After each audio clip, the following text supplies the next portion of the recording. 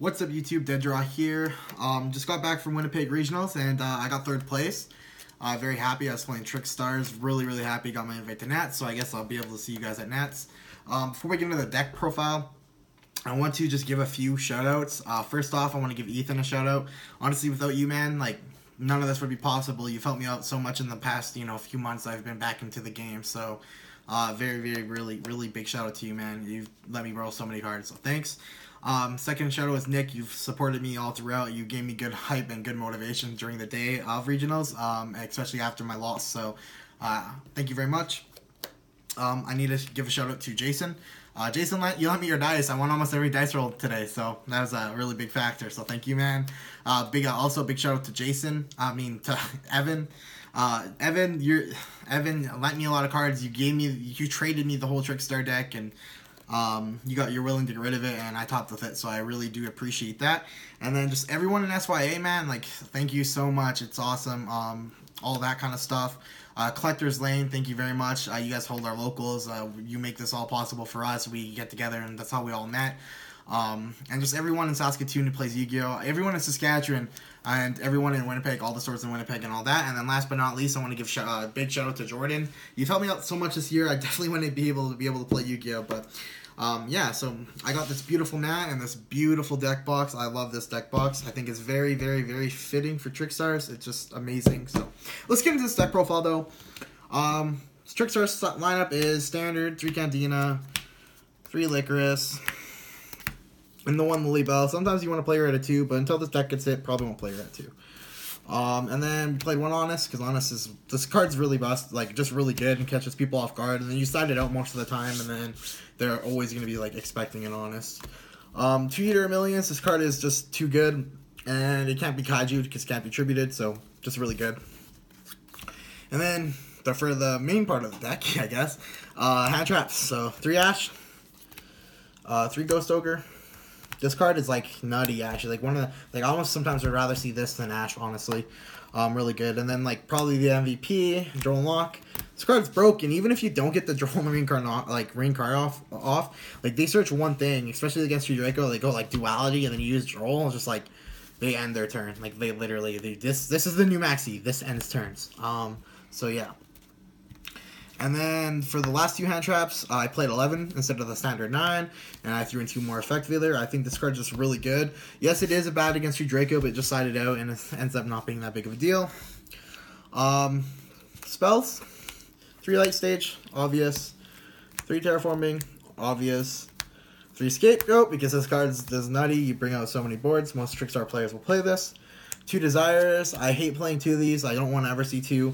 And I don't ever want to banish my Lilybell. But besides that, banishing is never really that bad. I banished a few Lilybells, but it's not that big of a deal. 1 E-Telly. This card's so good against True Dracos because you just bring out your Ogre, and then if they have a diagram out, they can't use it, or they know, and they have to try to get rid of your Ogre in a different way. Plus, you can make synchros with that since it is a tuner. So very good card. And then Dark Hole over Geki, and that's the spell lineup. These are just kind of obvious. At first I wasn't playing the Dark Hole, but I threw it in because it just steals games. Yeah. Traps. I play actually a really small trap lineup, which is your 3 Reincarnation, which is, obvious. And then 1 of each Soul. I don't know. I like playing this because it can negate a bit more than this. So I just like it. Plus it's better for against Invoked and all that kind of stuff. If they don't have Meltdowns, obviously, because Meltdowns you can't negate their stuff. We'll go into Extra Deck next. The 2 Synchros, make both of these. Even if you don't play E-Telly, I think you can play these, but I think E-Telly is just really good to play in this deck. I think it works really well. You can, if you make an Ancient Fairy Dragon, you end pretty much the same board that you were going to have before, but with an extra Ancient Fairy Dragon, plus an extra 1,000 life points. Really good. Black Rose Dragon stole me some games. I normal summoned a Cherries in the game, and then use a Candina from Graveyard Reincarnation to summon my Candina, make a Black Rose, blow up the field, and he just couldn't come back after that. And then we play Cherries targets. You guys will see the Cherries on the side deck. Probably wouldn't need to play the Mechaba, honestly. I think you have a good matchup, and there's other side cards for them, so I probably wouldn't side the Mechaba. Holly Angel, I made this a decent amount. This card's really good. This card's underrated. And then Mrs. Radiant, Link Spider, Link Rebo, For the plays to make Borload or Skuldred, really, really good. Skuldred's like really good if you... I never made it all the whole day, but like... Skuldred's just really good. Like, if you don't have your engine going off yet, sometimes you might want to make it instead of a Borload so you can try to get your engine off. You draw 4 and put back 3, and then obviously you're going to keep the 1 card that you're going to draw of your engine. The likelihood of not drawing any of your engine cards off of 4 more cards in the middle of the game is like so low. So yeah, and then Firewall for the loop if you get it off. A Proxy, this card's nutty. If you screw up your placement zones, which I actually didn't screw up my zones all day, thank God. But if you screw up your zones, this allows you still to be able to make a Borload. Akashic, this card's actually really good. Any monsters that they have, like Firewall or Skuldred, you need to push back to the extra deck, then you put it back with Akashic. 1 Underclock Taker, honestly, never made it. Every time I make this, I lose, so I'm probably going to cut it, honestly. Yeah, and then the best Field Center card and the best Scapegoat tokens are the real Scapegoat tokens. Big shout out to Al for lending me those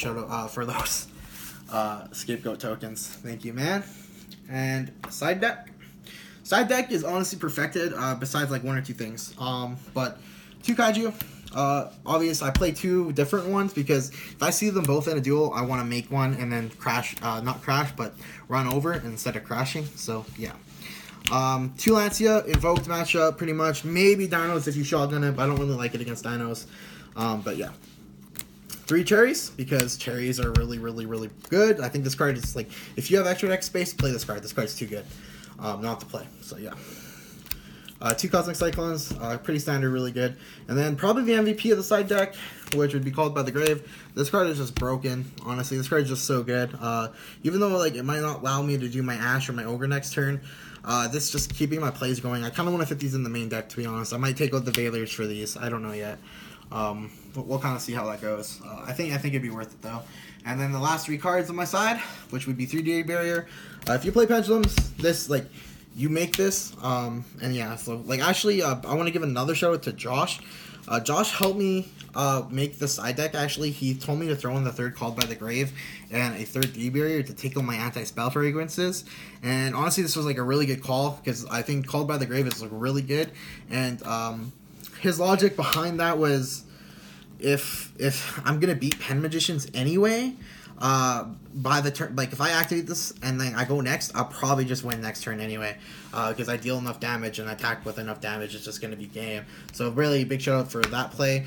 Also, I think if I was going to change anything, I actually want to add a Necro Valley in this into here, and I play Terraforming, so I'm not sure what I would cut, but I want to add a Necro Valley. I got a nice tip from a guy at Regionals, and he said that he sides that for Dinos, and Dinos is the hardest deck to deal with, so that's kind of it. My matchups are today were ABC, and then I played Trickstar Mirror, who gave me that idea. Then I played Dinos, which was my only loss of the day in round 3. Round 4 I played Mech Knight Invoked. Round 5 I played True Draco. Round 6 I played 60 card deck, not Lightsworn, like a 60 card. I don't know, he made Nat Beast game 2 with the Skuldred on there. I just couldn't get over it. I just lost that. And then I won game 3. And then round 7 I played True Dracos and I won 2-0. True Dracos was like my easiest matchup of the day, honestly. Both True Dracos just never gave me any big of a problem. And I think they made Masterpiece every game I played them. So yeah, so awesome, just awesome. Awesome day. Really proud. I guess I'll see you guys at Nats. So pretty much thank you for watching. Peace.